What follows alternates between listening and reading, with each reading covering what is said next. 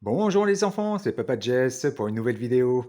Aujourd'hui, je vais entamer une série de livres sur les émotions. J'ai déjà publié une première vidéo sur le livre de la colère et là je vous présente d'autres livres qui parlent du sujet des émotions et dont j'ai été très amoureux. Donc celui-ci, qui est Mes histoires signées, un trop-plein d'émotions, illustré par Yuli aux éditions Marabout. Et la personne qui raconte cette histoire, elle s'appelle Little Bunbao. Et cette personne elle apprend à parler le langage des signes vis-à-vis de notre enfant quand il est bébé. C'est-à-dire que lorsque l'on l'habitue notre enfant à parler avec les mains, et bien simplement en signant les objets, il va commencer à assimiler et à les répéter au fur et à mesure afin de pouvoir le comprendre jusqu'à ce qu'il ait la parole. Et malgré qu'il ait la parole, par exemple pour mon fils, il signe toujours les choses pour demander un biberon, pour dire encore. Voilà, ça s'est intégré en lui. Et cette personne, Ethan Babao, nous a beaucoup aidé à mieux comprendre notre enfant lorsqu'il est né et qu'il réclamait des choses et qu'il n'avait pas la parole. Donc, je vais vous lire donc son livre qui est sorti, il y en a plusieurs, Un trop plein d'émotions, Mes histoires signées. À l'intérieur de ce livre, vous allez retrouver aussi, par rapport au texte, les mots qui sont en gras. Ce sont les mots justement signés par exemple pour dire maman ou amour. Donc, et vous avez un petit QR code, comme vous pouvez le remarquer en bas, sur la gauche de chaque page, où ça vous emmène justement sur une vidéo YouTube où Little Bombao vous montre comment faire le signe interprété pour le mot. Donc, vous êtes partis les enfants? C'est prêt les enfants? Allons-y. Alors, ce matin, Boo se réveille tout en douceur. Blottie dans les bras de maman, elle fait le plein d'amour pour bien commencer la journée, ça pétille dans son cœur.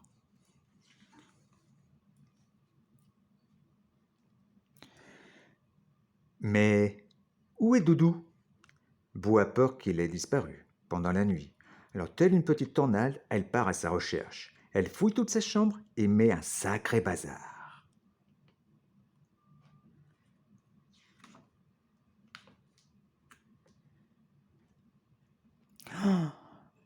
Papa arrive en renfort. Il aperçoit Doudou sous la couverture.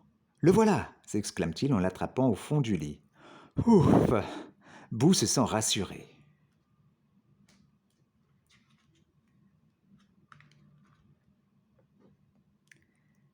Après le petit déjeuner, toute joyeuse, Boo fabrique avec l'aide de maman un méga gâteau en pâte à modeler.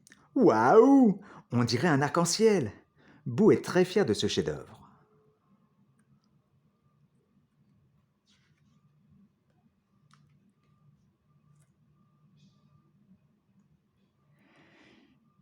Ce midi, Boo pique-nique au parc avec ses copains. Que c'est rigolo de manger avec ses petits doigts.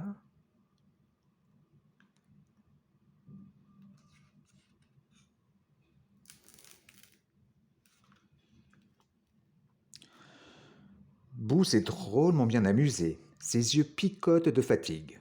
Papa la porte sur son dos pour une promenade. Boo s'endort paisiblement.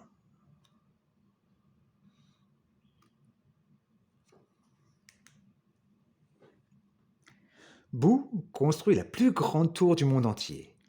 Quand, badaboum, tout s'effondre. Oh non, s'écrie-t-elle, toute triste. Elle est si déçue qu'elle a envie de pleurer.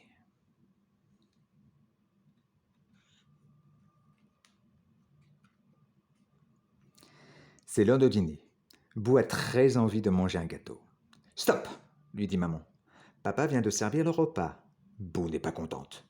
Pas contente du tout. Elle voulait vraiment ce cookie.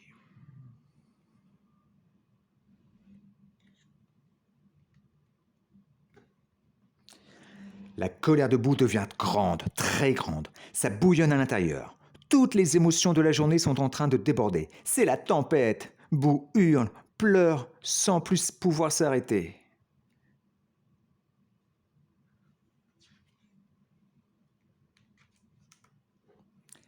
Avec un gros câlin à papa et à maman, Boo refait le plein d'amour et de confiance. Maman glisse à son oreille. Je t'aime toujours tout pareil.